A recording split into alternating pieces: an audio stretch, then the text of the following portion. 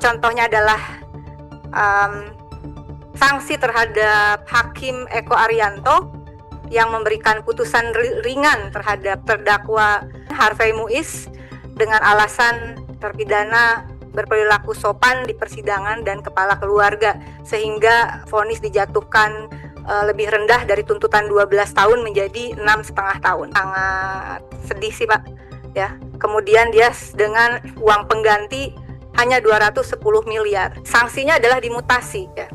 Dan ini jelas tidak akan memberi efek jerah. Tentu ini seperti main-main saja begitu.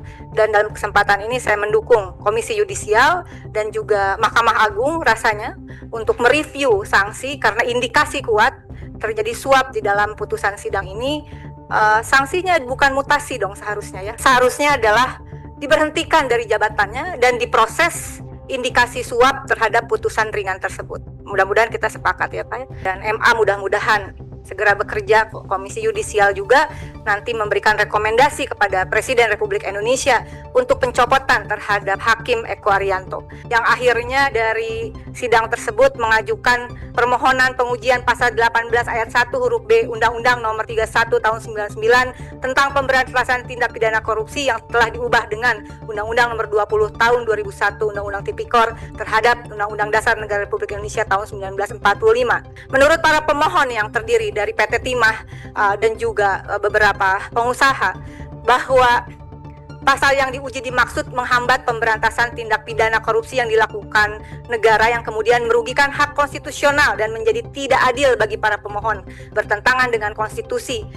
Bunyi pasal 18-nya adalah pembayaran uang pengganti yang jumlahnya sebanyak-banyaknya sama dengan harta benda yang diperoleh dari tindak pidana korupsi. It's not fair. Dalam kasus PT Timah ini dengan kerugian 271 triliun, kemudian diindikasi ada kerugian konstitusional yang bersifat spesifik, yaitu kerusakan lingkungan hidup di wilayah IUP yang telah dihitung biaya pemulihan sebesar 271 triliun.